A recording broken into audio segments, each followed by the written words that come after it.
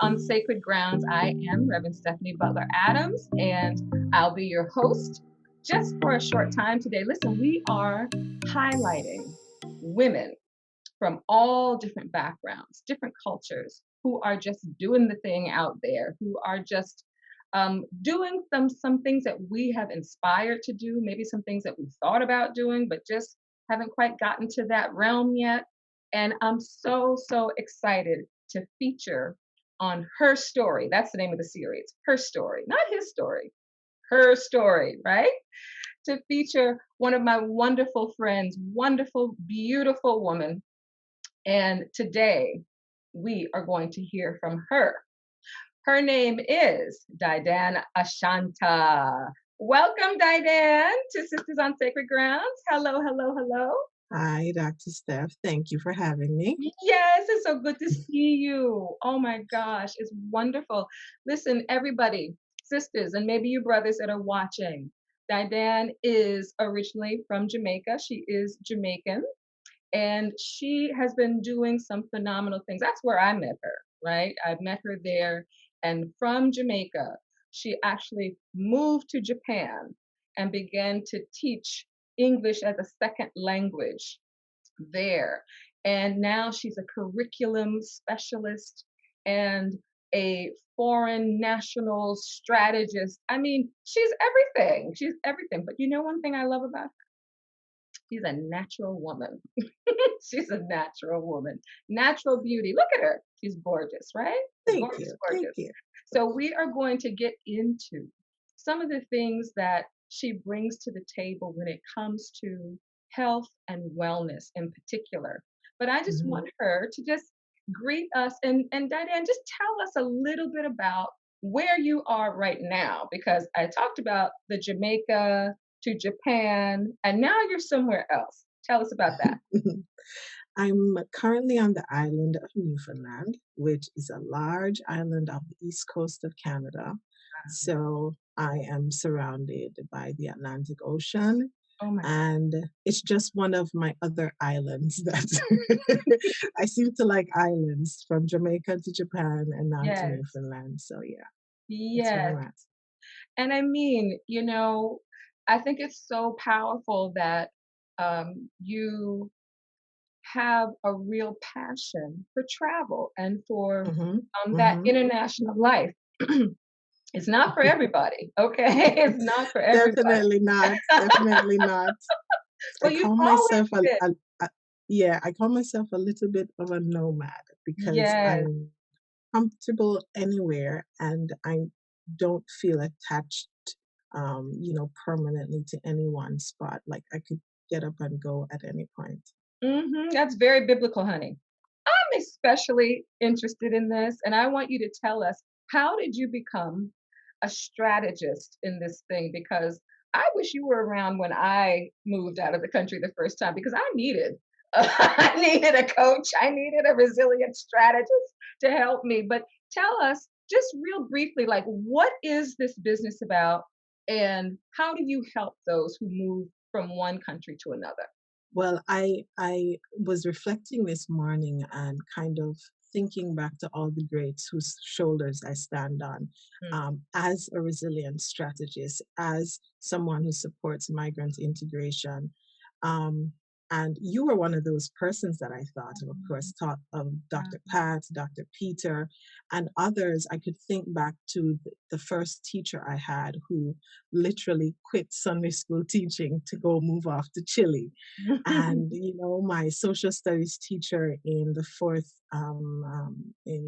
grade, not fourth grade, this would have been 11th grade, 10th and 11th grade.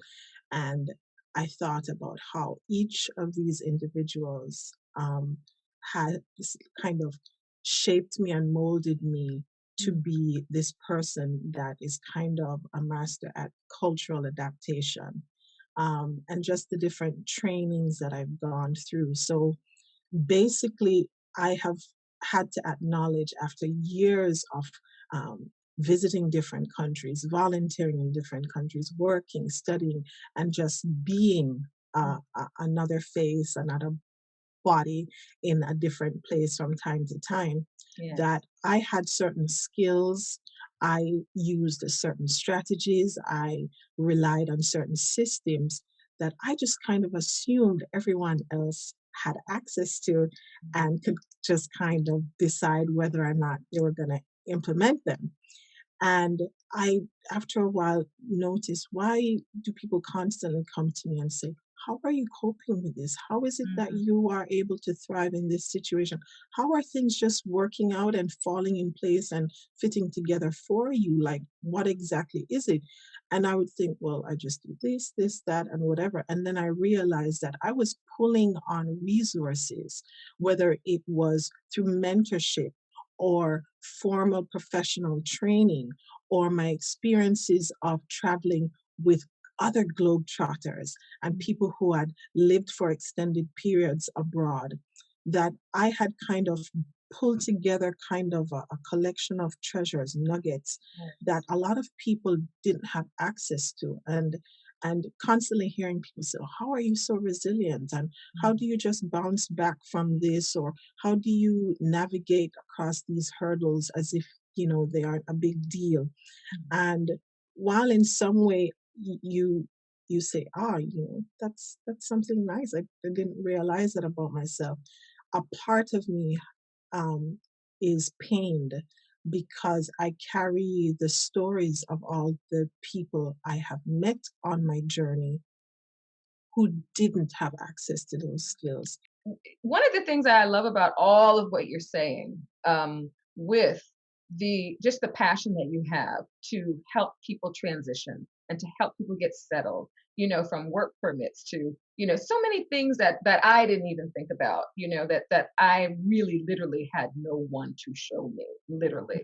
I'm so Mhm, proud of you for that. And it is much needed. The other thing I think about is in all of your travels, especially international travel, health is extremely important. If you believe that you're called to be a nomad, like you mhm, said, I want to get into your whole natural way of being. I mhm. want you to tell me because I want to get into the book. Listen, and before I forget, Didan, so what's your website? It's didanashanta.com, didanashanta.com. And from there, you can find out everything I'm doing, whether it's with Resilient Foreigner Consulting and Training Services, or you're looking at Vital Blends and Bites and how I show you That's to where we're get going. Yes, addicted to yes, brewing yes. smoothies. Now tell us, Yes. what is Ital? Ital is the traditional plant-based cuisine that was developed by the Rastafari movement in Jamaica. Mhm. So most people who are privileged to visit Jamaica and encounter Rastafari people will find that they eat very differently than the average Joe. They don't follow what you would probably know as the standard American diet. It looks a whole lot more like a vegan diet, but not the boxed on the shelf in the freezer section vegan, but plant-based whole foods that you make from scratch. So So tell that's me ITIL. that is now I know. I just wanted the people to know. But I'm with you. I'm with you. I want to know what influenced your natural journey. I think the more I learned about my identity as Mm, an Afro-descended person, the mhm. more I learned about my heritage, my culture, um, and who we are as a people, it was difficult for me to do two things: to not celebrate who I am without any modifications, and to cultivate my well being so that I can show up in my most vibrant way. Wow. So, this means that I need to feed and um, maintain my body in a way that I can show up as my best self. Mm, If you are stressed out, then your hair can't be great, your mm, skin can't be great, your energy levels are going to be low. And that's when you end up having to put on a lot of things that are fake. You know, your hair falls out, you need a wig. You know, your complexion goes bad, then you need to put on tons of makeup or something. And so it was that whole, and I grew up in a family that valued and encouraged us to eat a lot of whole foods, a lot of plant-based foods. My mother's a big campaigner for healthy living, healthy eating, and I mean, she even sent me to understudy a Rastafari master chef, Yvonne Hope. Um, and if anyone has been to Ashanti Oasis in Jamaica, then she would be the master chef there, to understudy her and to learn from, you'd say, the origin, how to prepare our foods in the way that gives us strength and vitality and heals our bodies, and keeps us whole. And so that's basically it. It's staying true to my heritage and my identity and wanting to show up as my best self. Yes, that is powerful. So, do you have your own personal um, wellness regimen? Just Hmm. in 60 seconds. What do you do for wellness every day? Okay, so this question, I'd respond by talking about my essentials. This is when everything is going crazy. I've woken up late, I'm tired from something, or there's some disaster. Those are the essentials, right? Mhm. Um, and my essentials would be hydrating, um, and making sure that I eat a lot of greens. Well, let's talk about those hacks because you have written a book called Hmm. Jamaican Green Smoothies. Love it, Yes. love it, love it. Let's get into it. Come on. All right. Yes. Yes. And before we get into it, where can we get the book, Didan? Anywhere that books are sold online, whether it's Amazon, or and you can get it like the paperback that I have here, or you can get the Kindle ebook version. So jump onto Amazon, whether it's amazon.com, .ca, .co, .jp, wherever you are, because I've had uh, followers and friends and students from all over the globe, almost every continent. And yeah, you can grab the book. It's Jamaican Green Smoothies, The Essential Guide to Transforming Your Life, I one love cup it. at a time, with One the cup at a leafy greens, time. One cup with at the a leafy time. greens and fruits in your One cup at a backyard. time. Hmm. And I made sure to put that on the cover because I wanted it Yes. to be clear that it's simple and it's about using what's locally available, because I'm not one to promote overspending because you want to do healthy. No. Okay. So simple, you said. Very Hmm. simple. Hmm. Give us the one, two, three, four, five of creating our Jamaican green smoothie at home. Okay, so I'll give you one, two, three. You Yeah. need you would need 1 cup of dark green leafy vegetables. So if you're in Jamaica, that might be callaloo. If you are in most other places of the world, that could be some spinach leaves. It might be kale, it might be Swiss chard, it might be mustard greens, whatever you have as your dark green leafy vegetables. 1 cup or one fistful. And you would need 2 cups of liquid, usually water. Coconut water works. If you're into something a little bit more creamy, you might go for some almond milk or something. Um, and then finally, 3 cups of fruit. That's it. That's One it? cup greens, 1 cup greens, 2 cups liquid, water, I prefer, and 3 cups of fruit. One, two, three. Any fruit? Any fruit, especially if it's your favorite fruit. Now, the Nice. easiest would be to grab a banana. I prefer Okay. mangoes, but that's probably because I'm Jamaican. Okay. Yes, so I keep a bag of frozen mangoes and usually some other frozen fruit combination Mhm, in my freezer. mhm. Um, Even if you buy your leafy greens and you're worried, oh, this is gonna go bad in the back of the fridge, put them in the freezer. And at Beautiful. any point you want that extra boost, because for some people a green smoothie is a daily habit. I love this conversation. I'm getting very excited because I know there are people and women, especially, that are watching that we've been on house arrest. I call it. We've been on house arrest. We've been on the lockdown. Things are opening up, and you keep hearing folks talking about those COVID pounds that they've put on. Mhm, All of us have gained 1 or 2 or 3 or 10 pounds. mhm. Thank God I had the presence of mind to understand that we will be coming out of this, and I don't want to roll out. I want to walk out.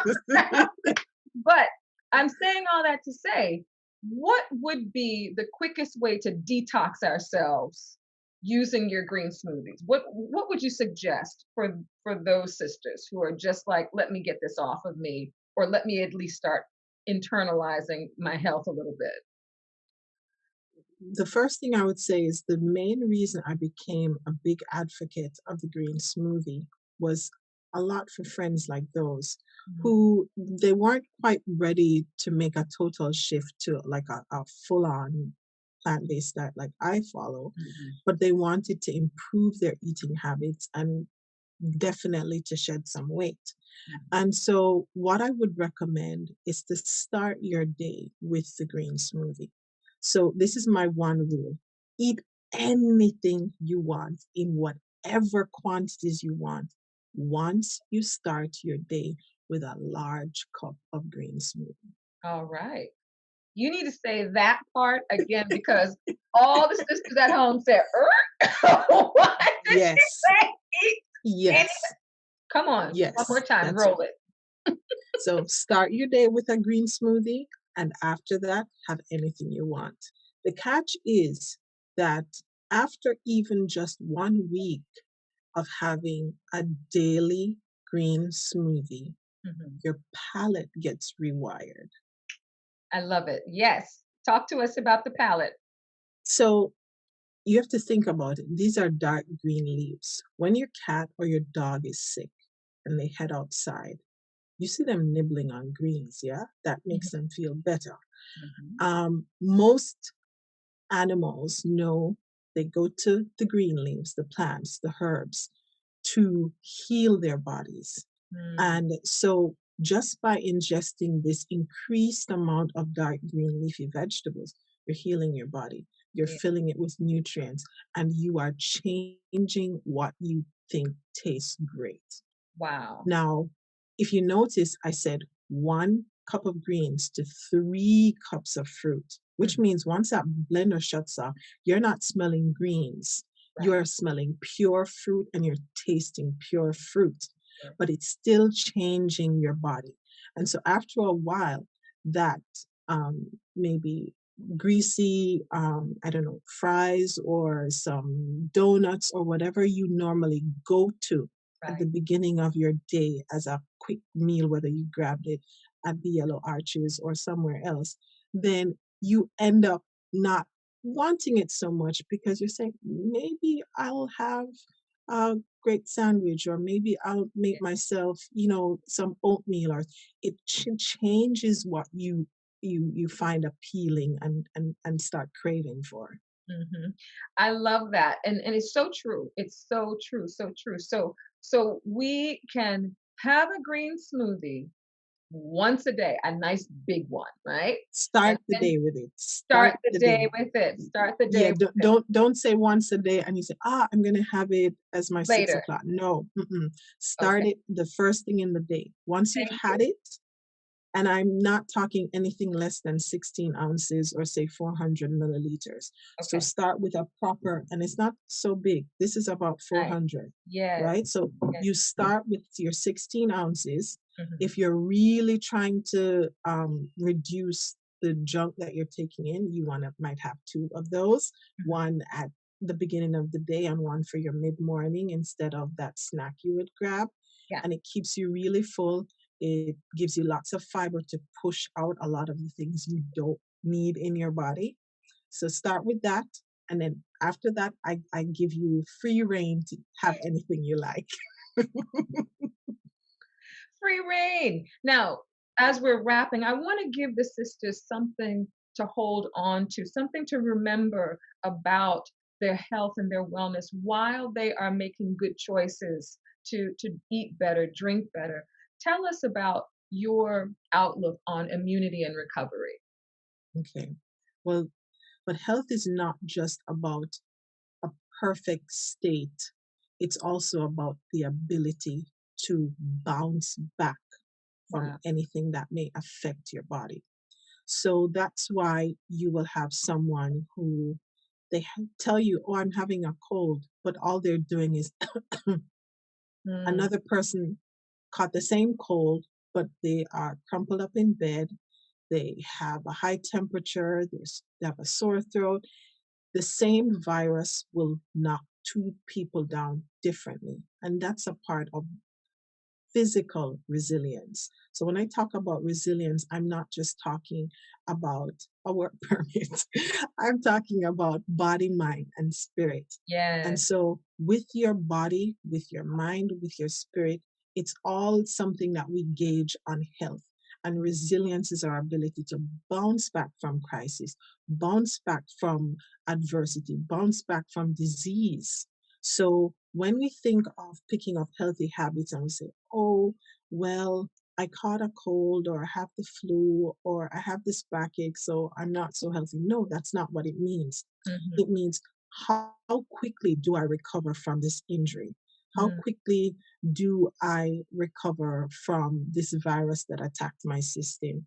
And not just the recovery, but how much am I able to function yeah. despite being ill?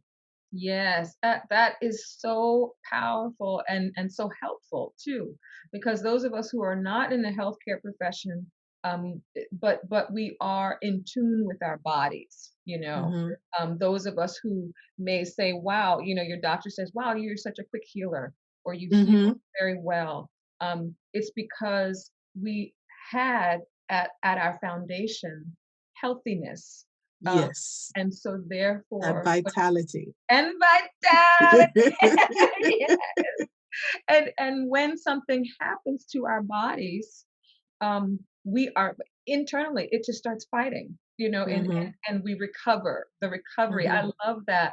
And just to encourage anyone who has been sick, anyone who has recovered from COVID, Hmm. anyone who is going through any type of sickness or disease right now, continue. Number one, of course, my go-to is prayer, meditation, you know, guarding your The surroundings, spiritual staying health. positive, spiritual health, absolutely.